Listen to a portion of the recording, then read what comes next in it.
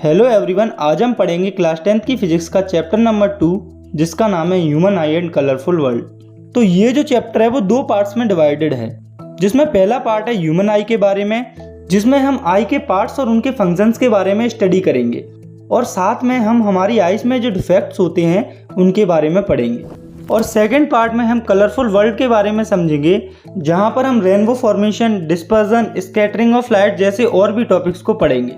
तो इन सभी टॉपिक्स को आज हम काफ़ी अच्छी तरीके से बिल्कुल शॉर्ट टाइम में कंप्लीट करेंगे। तो चलिए स्टार्ट करते हैं।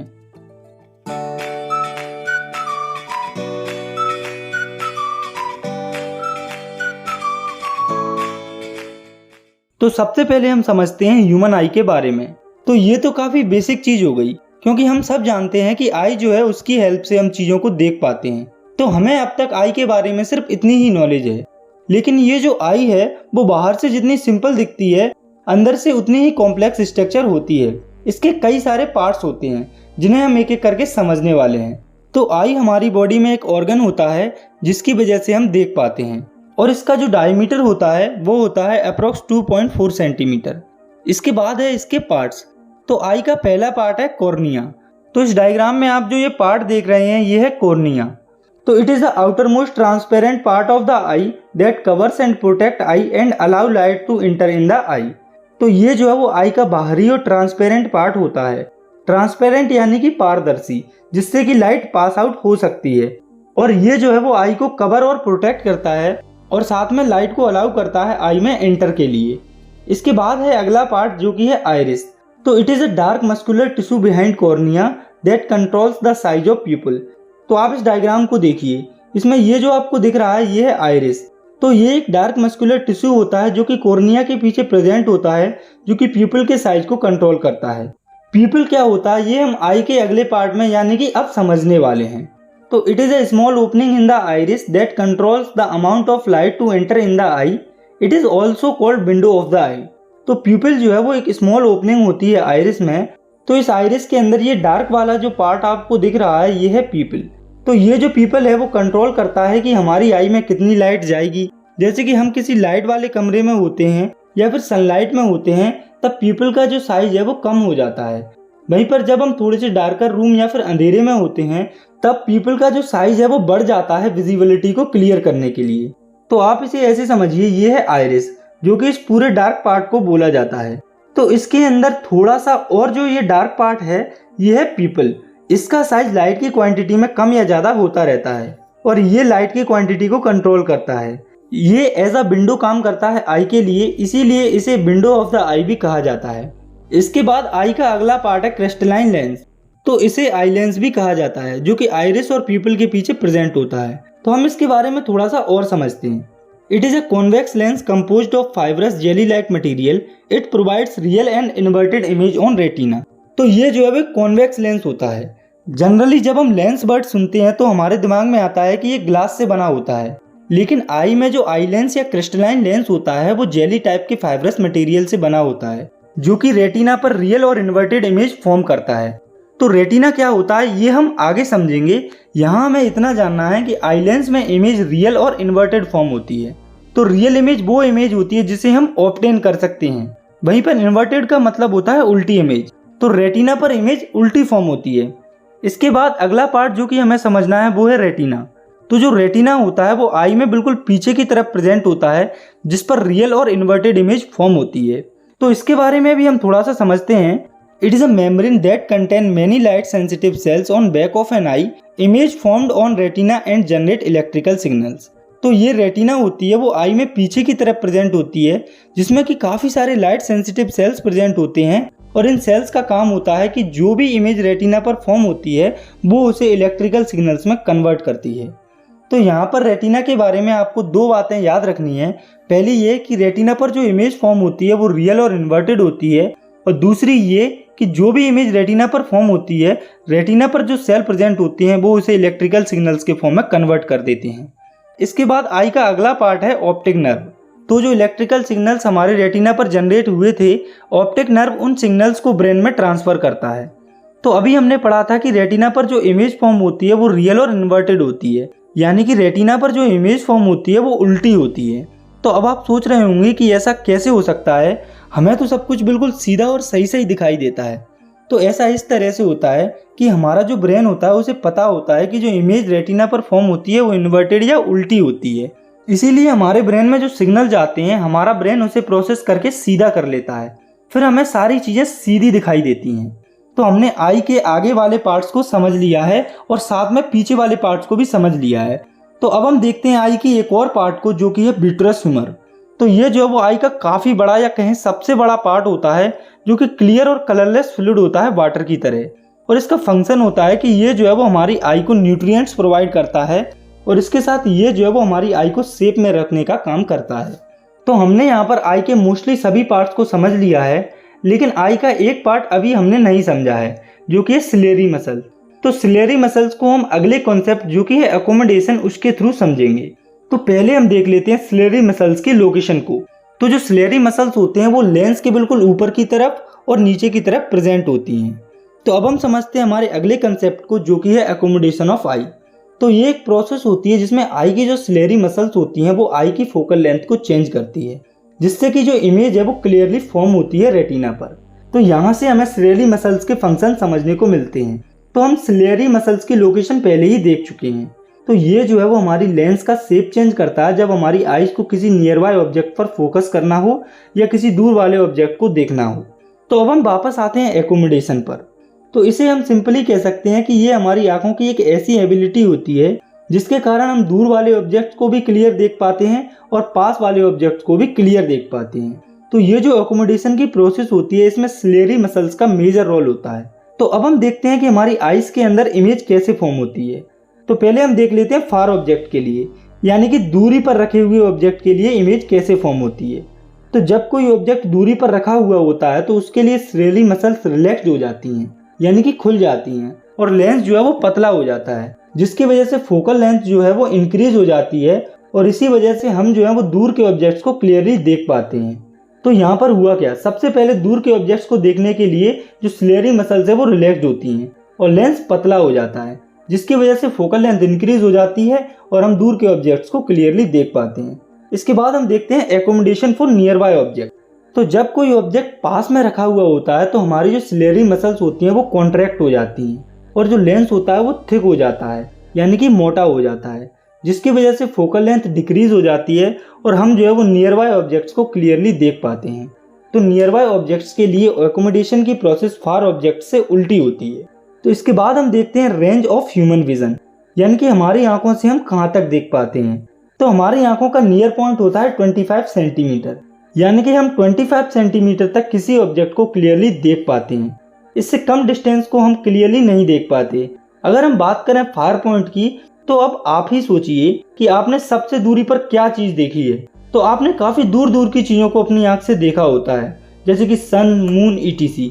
तो यहाँ से हम लिख सकते हैं कि हमारी आई का फार पॉइंट है इन्फिनिटी, मतलब कि हमारी आईज जो है वो इन्फिनिटी यानी कि अनंत तक देख सकती हैं। तो आप लोगों ने कई बार देखा होगा कि कुछ लोगों को चश्मा लगा हुआ होता है। आप में कुछ क्लासमेट्स भी होंगे जिनको कि चश्मा लगा हुआ होगा। मोस्टली बूढ़े लोगों को चश्मा ज़्यादा लगता है। तो आपने कभी ये जानने की कोशिश की है कि ये चश्मा आखिर लोगों को क्यों लगता है? कोई बात नहीं, मैं आपको बता देता हूँ। तो ये होता है विजन में डिफेक्ट होने के कारण। तो अब हम समझते हैं हमारे अगले टॉपिक को, जो कि है defect of vision and their correction, यानी कि आंखों के विजन के डिफेक्ट क्या होते हैं और उन्हें सुधारा कैसे जाता है। तो हमारी आईज में मेनली 3 डिफेक्ट्स हमें देखने को मिलते हैं, जो कि है मायोपिया, हाइपरमेट्रोपिया और प्रेसबायोपिया। तो सबसे पहले हम समझते हैं मायोपिया को। तो इसको नियर साइडनेस भी कहा जाता है। तो इस डिफेक्ट में जो पर्सन होता है उसे पास के ऑब्जेक्ट क्लियर दिखते हैं, लेकिन जो दूर के ऑब्जेक्ट्स होते हैं वो क्लियर नहीं दिखते। और इस डिफेक्ट में जो इमेज होती है वो रेटिना के सामने फॉर्म होती है। तो ये तो हमने देख लिया कि मायोपिया में क्या होता है। अब हम ये देखते हैं कि ये किस कारण से होता है, यानी कि रीजंस ऑफ मायोपिया। तो इसका पहला रीजन है आई लेंस की फोकल लेंथ कम हो जाने की वजह से, और इसका दूसरा रीजन है आई बॉल के इलोंगेशन की वजह से, यानी कि जो आई बॉल होती है वो इलोंगेट हो जाती है, यानी कि लंबी हो जाती है। इसके बाद है करेक्शन ऑफ मायोपिया, यानी कि जब किसी पर्सन को मायोपिया हो जाता है तो उसे ठीक कैसे किया जाता है। तो मायोपिया को कॉनकेव लेंस को यूज करके करेक्ट किया जाता है। और ये कैसे किया जाता है ये अब हम समझते हैं इन डायग्राम्स के थ्रू। तो आप इन तीनों डायग्राम्स को ध्यान से देखिए। तो हम जानते हैं कि मायोपिया डिफेक्ट के अंदर जो आई होती है उसका फार पॉइंट कम हो जाता है, जैसे कि नॉर्मल आई का फार पॉइंट होता है इन्फिनिटी, लेकिन जो मायोपिक आई होती है उसका फार पॉइंट कम हो जाता है। जैसे किसी पर्सन को 10 मीटर से ज़्यादा क्लियर दिखाई नहीं देता तो उसका फार पॉइंट हो जाएगा 10 मीटर। तो आप इस पहले डायग्राम को देखिए, ये है एक मायोपिक आई जिसका फार पॉइंट है पॉइंट ए। तो इस पॉइंट ए के बाद इस पर्सन को चीज़ें ब्लर दिखाई देंगी। तो अब आप इस सेकंड डायग्राम पर नज़र डालिए जिसमें कि मायोपिक आई के फार पॉइंट के पीछे कोई ऑब्जेक्ट रखा हुआ है। तो मान लो कि इस पॉइंट पर कोई ऑब्जेक्ट रखा हुआ है जो कि फार पॉइंट से पीछे है। तो अगर ये मायोपिक आई इस ऑब्जेक्ट को देखेगी तो जो इमेज है वो रेटिना के पहले फॉर्म हो जाएगी और रेटिना पर वो ब्लर दिखाई देगी। तो यहाँ से आपको पता चलता है कि मायोपिक आई में दूर की इमेज ब्लर क्यों दिखाई देती है। चलिए एक और बार इसकी बात करते हैं। क्योंकि मायोपिक आई में दूर की इमेज रेटिना के पहले फॉर्म हो जाती है, इसीलिए रेटिना पर दूर की इमेज ब्लर दिखाई देती है। तो अब ये सब हमने देख लिया कि मायोपिक आई के अंदर होता क्या है। तो अब हम डायग्राम की हेल्प से देखते हैं कि मायोपिया को कैसे ठीक किया जाता है। तो मायोपिया को कॉनकेव लेंस का यूज करके ठीक किया जाता है। तो अब आप इस डायग्राम पर नज़र डालिए, इसमें जो मायोपिक आई है उसके सामने एक कॉनकेव लेंस रखा हुआ है। तो ये जो कॉनकेव लेंस होता है वो फार पॉइंट को पॉइंट ए से बढ़ाकर इन्फिनिटी कर देता है, और जो इमेज इससे पहले रेटिना से पहले फॉर्म हो रही होती है वो अब कॉनकेव लेंस की वजह से रेटिना पर फॉर्म होने लगती है, जिसकी वजह से डिफेक्टेड पर्सन को दूर का ऑब्जेक्ट भी क्लियर नजर आने लगता है। इसके बाद हम समझते हैं आई के दूसरे डिफेक्ट को, जो कि है हाइपरमेट्रोपिया। तो जो हाइपरमेट्रोपिया होता है इसे फार साइटनेस भी कहा जाता है। तो हाइपरमेट्रोपिया आई का ऐसा डिफेक्ट होता है जिसमें डिफेक्टेड पर्सन को दूर के ऑब्जेक्ट क्लियरली दिखाई देते हैं, लेकिन पास के जो ऑब्जेक्ट्स होते हैं वो क्लियरली दिखाई नहीं देते हैं। और हाइपरमेट्रोपिया में जो इमेज होती है वो रेटिना के पीछे फॉर्म होती है।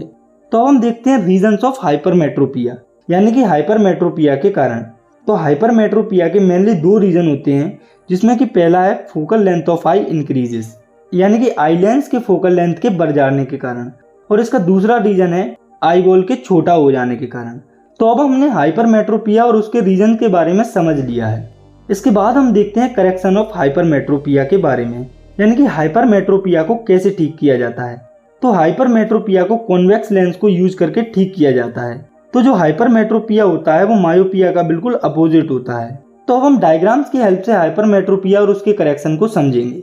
तो आपको ये जो 3 डायग्राम्स दिख रहे हैं ये हाइपरमेट्रोपिया की पूरी स्टेट को सही से समझाते हैं। तो आप सबसे पहले इस पहले वाले डायग्राम पर नजर डालिए। तो ये है एक हाइपरमेट्रोपिक आई। तो हम जानते हैं कि आई का नियर पॉइंट होता है 25 सेंटीमीटर। तो हाइपरमेट्रोपिया में आई का नियर पॉइंट 25 सेंटीमीटर से बढ़ के कुछ ज़्यादा हो जाता है। तो अब आप सपोज कीजिए कि ये पॉइंट है आई का नियर पॉइंट, जो कि है 25 सेंटीमीटर, और हाइपरमेट्रोपिया में नियर पॉइंट की जो डिस्टेंस होती है वो बढ़ जाती है। ये कितनी भी बढ़ सकती है, कुछ मीटर्स कुछ फीट। तो इसी वजह से हमें इस कंडीशन में पास की चीज़ें क्लियर दिखाई नहीं देती। तो इस डायग्राम में इस हाइपरमेट्रोपिक आई का नियर पॉइंट इस पॉइंट एक्स की जगह बाय हो जाता है। तो अब ध्यान दीजिए सेकंड वाले डायग्राम पर। तो जब किसी आई का नियर पॉइंट 25 सेंटीमीटर से बढ़कर कुछ और हो जाता है तो उस कंडीशन में नियर पॉइंट की डिस्टेंस बढ़ जाने के कारण जो इमेज है वो रेटिना की जगह पर उसके पीछे फॉर्म होती है, और इसी वजह से हमें पास की जो चीज़ें हैं वो ब्लर दिखाई देने लगती हैं। तो अब तीसरे डायग्राम में हम देखते हैं कि कॉन्वेक्स लेंस की हेल्प से हम हाइपरमेट्रोपिक आई को कैसे ठीक कर सकते हैं। तो अब आप नज़र डालिए इस डायग्राम में। तो कॉन्वेक्स लेंस के यूज से आई का जो नियर पॉइंट है वो दोबारा 25 सेंटीमीटर पर आ जाता है, और जब नियर पॉइंट 25 सेंटीमीटर पर आ जाता है तो इमेज जो है वो दोबारा रेटिना पर फॉर्म होने लगती है और हमें पास की चीज़ें भी क्लियर दिखाई देने लगती हैं। तो अब हम समझते हैं हमारे अगले डिफेक्ट को, जो कि है प्रेस बायोपिया। तो इस डिफेक्ट को ओल्ड एज हाइपरमेट्रोपिया भी कहा जाता है। तो ये जो डिफेक्ट है वो मोस्टली ओल्ड एज इंडिविजुअल्स में देखने को मिलता है। तो जनरली आइज की जो एकोमोडेशन की जो पावर होती है वो कम होती जाती है समय के साथ, और जिसकी वजह से जो बूढ़े लोग होते हैं उन्हें डिफिकल्टी होती है दूर और पास दोनों जगह के ऑब्जेक्ट्स को क्लियरली देखने में। इसके बाद हमें देखना है प्रेस बायोपिया के रीजंस को, यानी कि इसके कारण को। तो उसके मेनली 2 कारण होते हैं, जिसमें कि पहला है वीकनिंग ऑफ सिलेरी मसल्स, यानी कि जो हमारी आइज में सिलेरी मसल्स होती हैं वो टाइम के साथ वीक होती जाती हैं। और इसका दूसरा कारण है decreasing flexibility of eye lens, यानी कि जब आई लेंस की फ्लेक्सिबिलिटी कम हो जाती है तो उसकी वजह से प्रेस बायोपिया डिफेक्ट हो जाता है। तो अब हम समझते हैं इसके करेक्शन को। तो प्रेस बायोपिया को कॉनकेव और कॉन्वेक्स दोनों लेंस का यूज करके सही किया जाता है। तो जिन इंडिविजुअल्स को प्रेस बायोपिया होता है तो उनके चश्मे में कॉनकेव और कॉन्वेक्स लेंस दोनों एक साथ लगाए जाते हैं। तो ये जो प्रेस बायोपिया का चश्मा होता है इसमें ऊपर की तरफ कॉनकेव लेंस लगा होता है, जिससे कि दूर की चीज़ों को क्लियर देखा जाता है, और नीचे की तरफ कॉन्वेक्स लेंस लगा होता है जिससे कि पास की चीज़ों को क्लियरली देखा जाता है। तो आपने कभी देखा होगा कि जब बूढ़े लोगों को दूर के ऑब्जेक्ट्स को देखना होता है तो वे अपने चश्मे में ऊपर की तरफ देखते हैं, जब उन्हें पास के ऑब्जेक्ट्स को देखना होता है तो वे अपने चश्मे में नीचे की तरफ देखते हैं। तो यहाँ पर हमने आइज के तीनों डिफेक्ट्स के बारे में स्टडी कर ली है। तो इन तीनों डिफेक्ट्स के साथ हमारी आई में एक और डिफेक्ट होता है जो कि है कैटरेक्ट, जिसे कि मोतियाबिंद भी कहा जाता है। तो आपने कई जगह दीवारों पर या होर्डिंग में मोतियाबिंद का ऐड देखा होगा जिसमें लिखा रहता है मोतियाबिंद का इलाज कराएं। तो वहां पर कैटरेक्ट की बात ही हो रही होती है। तो ये भी एक आई का डिफेक्ट होता है जिसमें ओल्ड एज में कुछ लोगों का जो क्रिस्टलाइन लेंस होता है वो फॉगी हो जाता है, जिसकी वजह से उन्हें देखने में प्रॉब्लम होती है, और इस कंडीशन को कैटरेक्ट कहा जाता है। इसके बाद हमें देखना है इसके रीजन को, यानी कि किन कारणों से हमें मोतियाबिंद या कैटरेक्ट होता है। तो जो कैटरेक्ट है वो आई लेंस के ऊपर प्रोटीन बिल्ड होने के कारण होता है। तो जब आई लेंस के ऊपर प्रोटीन बिल्ड हो जाता है तो हमें क्लियरली दिखाई नहीं देता है। इसके बाद है इसका करेक्शन। तो जो कैटरेक्ट होता है उसे सर्जरी से ठीक किया जाता है। तो सर्जरी में आई लेंस के ऊपर जो प्रोटीन होता है उसे सर्जरी करके रिमूव किया जाता है। जब ये प्रोटीन आई लेंस से हट जाता है तो हमें फिर से चीज़ें क्लियरली दिखाई देने लगती हैं। तो यहाँ तक हमने ह्यूमन आई और उनके पार्ट्स और उनके डिफेक्ट्स के बारे में स्टडी कर ली है। तो यहाँ पर इस चैप्टर में हमें आई के बारे में केवल इतनी ही स्टडी करनी है। तो अब हम समझते हैं इस चैप्टर के दूसरे पार्ट को, जो कि है कलरफुल वर्ल्ड। तो कलरफुल वर्ल्ड वाले टॉपिक में सबसे पहले हमें समझना है reflection of light through a prism, यानी कि लाइट का रिफ्लेक्शन प्रिज्म के थ्रू। तो रिफ्लेक्शन क्या होता है ये हम पिछले चैप्टर में समझ चुके हैं, और अगर हम बात करें प्रिज्म की तो ये कुछ ऐसी दिखती है। और बात करें इसकी डेफिनेशन की तो it is a pyramidal piece of glass और other transparent material with 2 triangular bases and 3 lateral surfaces. मतलब कि प्रिज्म एक पिरामिडल पीस होता है ग्लास का या किसी और ट्रांसपेरेंट मटेरियल का, जिसमें 2 ट्रायंगुलर बेस होते हैं और 3 लेटरल सरफेसेस होते हैं। जैसा कि आप इस प्रिज्म के डायग्राम में देख पा रहे हैं, ये हैं 2 ट्रायंगुलर बेस और ये है 3 लेटरल सरफेसेस। इसके बाद हमें समझना है एंगल ऑफ प्रिज्म के बारे में। तो प्रिज्म के लेटरल सरफेसेस के बीच में जो एंगल होता है उसे एंगल ऑफ प्रिज्म कहा जाता है। इसके बाद है एंगल ऑफ डेविएशन। तो ये जो है वो एंगल होता है इंसिडेंट रे और इमर्जेंट रे के बीच में। तो ये तो हुई इसकी डेफिनेशन। अब हम प्रिज्म के थ्रू समझते हैं कि ये क्या होता है। अब आप सपोज कीजिए कि ये एक लेज़र है और उसमें एक लाइट निकल रही है। अगर उस लाइट के बीच में कोई ऑब्जेक्ट नहीं आता है तो वो लाइट सीधी चली जाती है इस तरह से। और अब सोचो कि अगर ये जो लाइट है जो कि सीधी जा रही है, इसके बीच में एक प्रिज्म आ जाए, तो जब प्रिज्म इस लाइट के सामने आ जाएगी तो ये जो लाइट है वो इस तरह से डेविएट हो जाएगी। तो ये जो प्रिज्म में इंसिडेंट हो रही है इसे कहते हैं इंसिडेंट रे, और ये रे जो प्रिज्म से इमर्ज हो रही है ये है इमर्जेंट रे। तो अब आप इस प्रिज्म को देखिए, और ये इंसिडेंट रे जिसका एक्चुअल पाथ सीधा होता, इसको हम आगे एक्सटेंड करेंगे, और ये इमर्जेंट रे इसके पाथ को हम पीछे की तरफ एक्सटेंड करेंगे। तो ये वाला जो एंगल जो इंसिडेंट रे और इमर्जेंट रे के बीच में बन रहा है वो होगा एंगल डी, यानी कि एंगल ऑफ डेविएशन। तो यहाँ पर आपको ये याद रखना है कि जब प्रिज्म से लाइट पास होती है तो वो बेंड हो जाती है या डेविएट हो जाती है, और जिस एंगल से वो लाइट डेविएट होती है उसे कहा जाता है एंगल ऑफ डेविएशन। तो अब हमें देखना है कि जब प्रिज्म से व्हाइट लाइट को पास किया जाता है तब क्या होता है। तो अगर किसी ग्लास प्रिज्म से व्हाइट लाइट को पास किया जाता है तो डिस्पर्जन होता है। तो डिस्पर्जन क्या होता है ये अब हम देखते हैं। तो when the white light passes through a glass prism then white light splits into the 7 colours and this phenomenon is called dispersion. मतलब कि जब व्हाइट लाइट ग्लास प्रिज्म से पास होती है तब वो 7 डिफरेंट कलर्स में स्प्लिट अप हो जाती है, और इस फिनोमिनन को डिस्पर्जन कहा जाता है। और लाइट जिन 7 कलर्स में स्प्लिट होती है वे होते हैं violet, indigo, blue, green, yellow, orange and red. इन 7 कलर्स को हम शॉर्ट में भी याद रख सकते हैं। तो इसके लिए हम इन सभी कलर्स के फर्स्ट लेटर को याद कर लेंगे। तो जब हम इन 7 कलर के फर्स्ट लेटर को एक साथ लिखेंगे तो ये वर्ड फॉर्म होगा जो कि है विवग्योर, जो कि VIVGYOR से मिलकर बना हुआ है। तो आपको इस वर्ड को अच्छे से याद रखना है। तो जब लाइट इन 7 कलर्स में स्प्लिट होती है तो इन 7 कलर्स को स्पेक्ट्रम कहा जाता है। तो जब लाइट प्रिज्म से पास होती है तब वो कुछ इस तरह से स्प्लिट हो जाती है। तो अब आप इस स्पेक्ट्रम में देख सकते हैं कि नीचे की तरफ है वायलेट कलर और ऊपर की तरफ है रेड कलर। तो ऐसा इसीलिए होता है क्योंकि जो वायलेट कलर होता है उसकी वेवलेंथ इन 7 कलर में सबसे कम होती है, इसीलिए ये सबसे ज़्यादा बैंड होती है। ऐसे ही इससे थोड़ी ज़्यादा वेवलेंथ होती है इंडिगो की, जो कि इसके ऊपर प्रेजेंट है। तो आपको बस इतना याद रखना है कि जिस कलर की वेवलेंथ ज़्यादा होती है वो स्पेक्ट्रम में ऊपर की तरफ प्रेजेंट होता है। और ये जो वेवलेंथ है अगर हम विबग्योर के फॉर्म में देखें तो ऊपर से नीचे असेंडिंग ऑर्डर में जाती है, यानी कि जैसे जैसे हम नीचे जाते जाएंगे इन कलर्स की वेवलेंथ बढ़ती जाएगी। और स्पेक्ट्रम के अंदर जिन कलर्स की वेवलेंथ ज़्यादा होती है वो ऊपर स्प्लिट या बेंड होती हैं। इसीलिए स्पेक्ट्रम में रेड सबसे पहले और फिर ऑरेंज, येलो आदि कलर स्प्लिट होती हैं। लेकिन ये जो सब है वो सीक्वेंस वाइज होता है। तो ये जो स्पेक्ट्रम जिसके बारे में अभी हमने पढ़ा है इसे सबसे पहले आइजैक न्यूटन ने डिस्कवर या फाइंड किया था। तो जब न्यूटन ने प्रिज्म से व्हाइट लाइट को 7 कलर्स में स्प्लिट होते हुए देखा तो उसने सोचा कि अगर लाइट को 2 कंसेक्यूटिव प्रिज्म से पास किया जाए तो हो सकता है ये जो व्हाइट लाइट 7 कलर्स में स्प्लिट हुई है वो आगे और भी कलर्स में स्प्लिट हो जाए। लेकिन जब न्यूटन ने 2 आइडेंटिकल प्रिज्म को सामने रखा और जब उसने उनसे व्हाइट लाइट को पास किया तो जो रिजल्ट आता है वो बिल्कुल शॉकिंग और अनएक्सपेक्टेड होता है।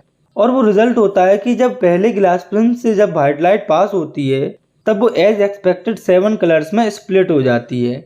लेकिन जब ये 7 कलर्स दूसरी प्रिज्म में एंटर करते हैं तब ये व्हाइट लाइट की फॉर्म में इमर्ज होते हैं। तो हमने तो ये एक्सपेक्ट किया था कि ये जो 7 कलर हैं वो दूसरे प्रिज्म में एंटर करने के बाद और ज़्यादा कलर्स में स्प्लिट हो जाएंगे, लेकिन ऐसा तो हुआ नहीं। हुआ ऐसा कि ये जो 7 कलर्स हैं वो मिलकर एक वाइट कलर फॉर्म करेंगे। तो यहाँ से हमें एक बात पता चलती है कि जो वाइट लाइट या सनलाइट होती है वो एक्चुअली में 7 कलर्स से मिलकर बनी होती है। इसके बाद हमें समझना है अगले टॉपिक को, जो कि है टोटल इंटरनल रिफ्लेक्शन। तो पिछले चैप्टर लाइट रिफ्लेक्शन और रिफ्लेक्शन में हमने पढ़ा था कि जब लाइट रे रेयर मीडियम से डेंसर मीडियम में जाती है तो पर्टिकुलर रे नॉर्मल की तरफ बेंड हो जाएगी। तो ये है रेयर मीडियम, ये है डेंसर मीडियम और ये है नॉर्मल लाइन। तो जब लाइट रे इस रेयर मीडियम से इस डेंसर मीडियम में जाती है तो वो नॉर्मल की तरफ बेंड हो जाती है। तो ये तो हो गई जनरल बात, लेकिन हम यहाँ पर बात कर रहे हैं टोटल इंटरनल रिफ्लेक्शन की। तो पहले समझते हैं इसकी डेफिनेशन को।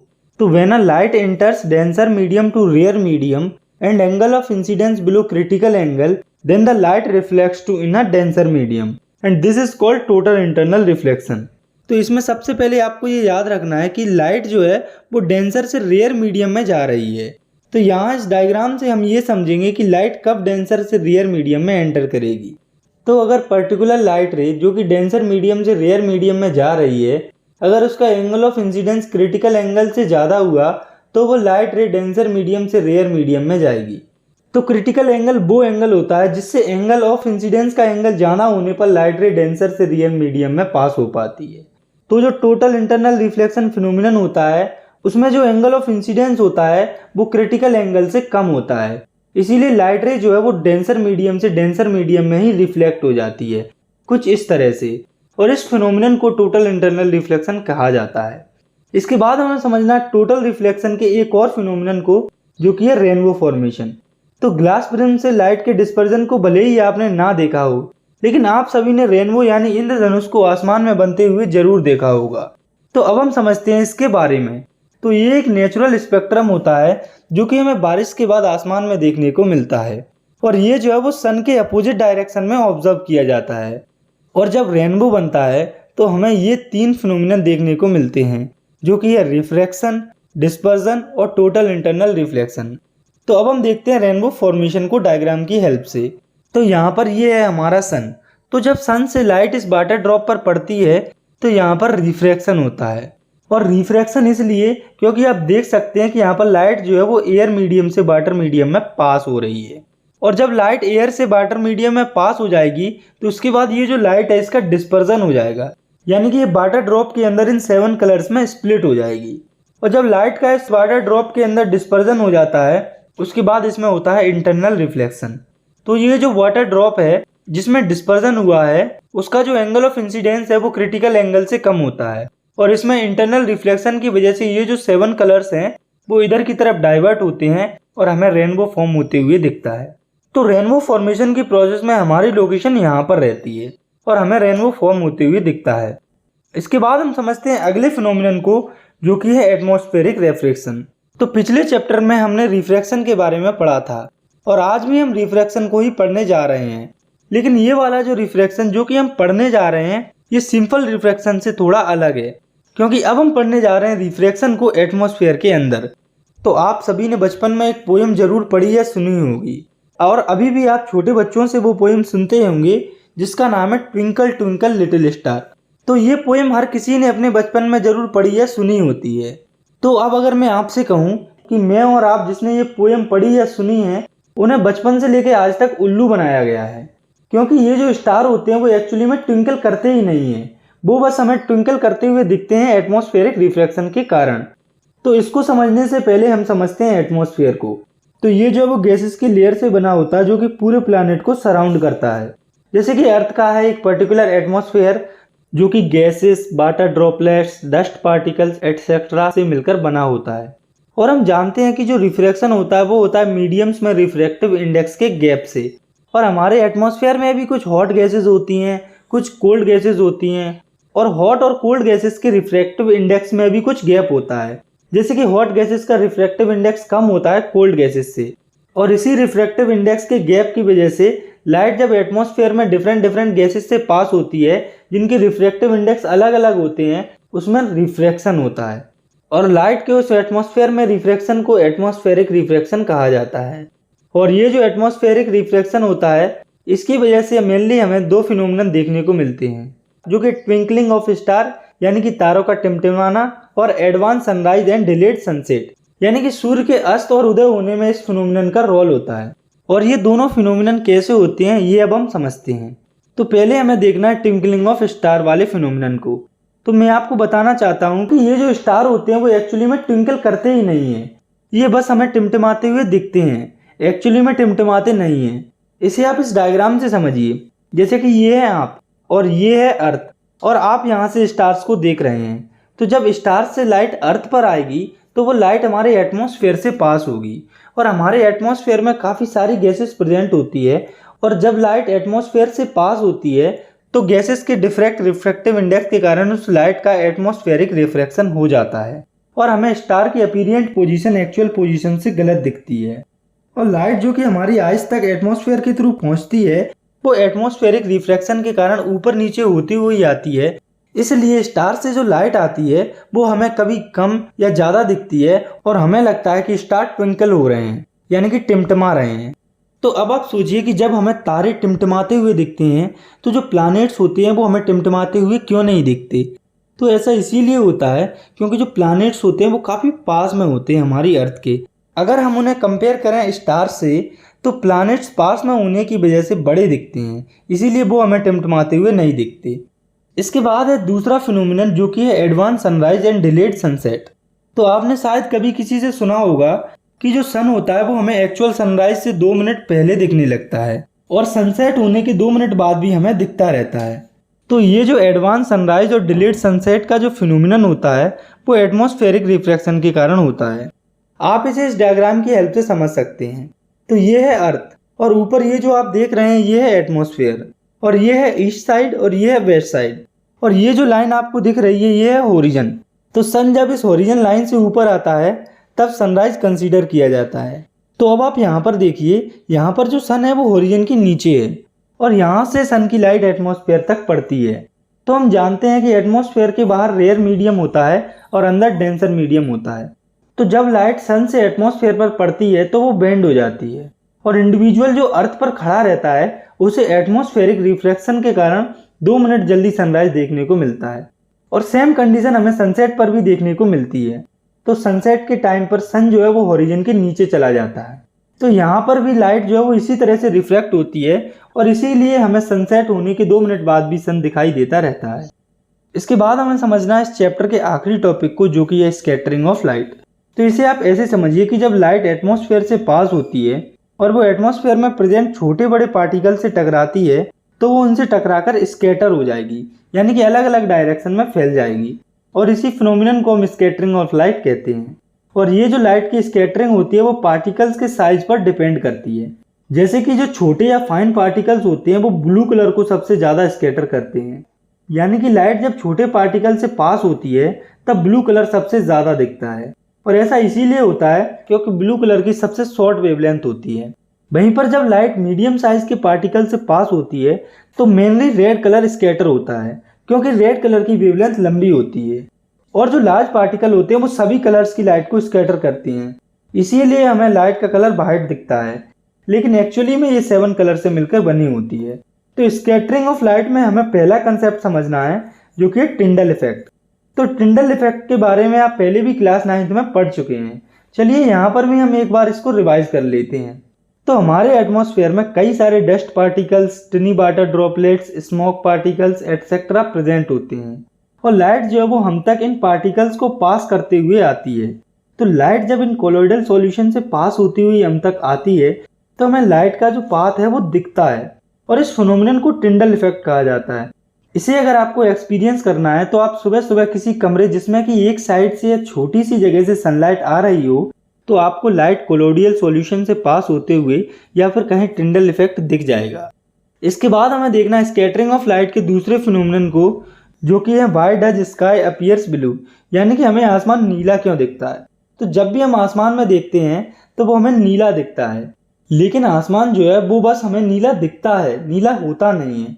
आप इसे इस डायग्राम की हेल्प से समझिए कि ये है अर्थ और ये है इसका एटमॉस्फेयर, और यहाँ पर है सन जिससे कि लाइट आती है। तो हम जानते हैं कि एटमॉस्फेयर में ऊपर की तरफ छोटे छोटे पार्टिकल्स प्रेजेंट होते हैं, और लाइट जब इन पार्टिकल से पास होती है तो ब्लू कलर सबसे ज़्यादा स्कैटर होता है, क्योंकि हमने अभी पढ़ा है कि जो छोटे या माइन्यूट पार्टिकल्स होते हैं वो ब्लू कलर को ज़्यादा स्कैटर करते हैं, और ये जो ब्लू लाइट है वो इस तरह से पूरे एटमॉस्फेयर में स्कैटर हो जाती है। इसी वजह से ये जो आसमान है वो हमें पूरा नीला दिखाई देता है। इसके बाद हमें देखना है why sun appears red at the time of sunrise and sunset, यानी कि जो सन है वो राइज होते समय और सेट होते समय रेड क्यों दिखाई देता है। तो अब आप इस डायग्राम को देखिए, इसमें बीच में हमारी अर्थ है, और ईस्ट में सन है जिसे हम सनराइज कंसीडर करेंगे, और वेस्ट में सन है जिसे हम सनसेट कंसीडर करेंगे। तो सनसेट और सनराइज के टाइम पर जो सन होता है वो हॉरिजन के पास में होता है, इसीलिए जो सनलाइट होती है उसे ज़्यादा डिस्टेंस कवर करनी पड़ती है अर्थ तक आने के लिए, और वहीं पर जो ब्लू लाइट होती है वो शॉर्ट वेवलेंथ होने के कारण एटमॉस्फेयर में स्कैटर हो जाती है, और जो रेड लाइट होती है वो लॉन्गर वेवलेंथ होने के कारण हम तक पहुंच पाती है। इसीलिए जो सन है वो हमें राइज और सेट होने के टाइम पर रेड दिखाई देता है। तो इसी के साथ हमारा ये जो चैप्टर है वो यहाँ पर खत्म होता है। आई होप आपको अच्छे से समझ में आया होगा। अगर वीडियो पसंद आई है तो आप इसे लाइक कर सकते हैं, और साथ में अगर आप चाहें तो क्लास 10 की वीडियोस को आगे देखने के लिए इस चैनल को भी सब्सक्राइब कर सकते हैं। तब तक के लिए thanks for watching, take care, bye bye.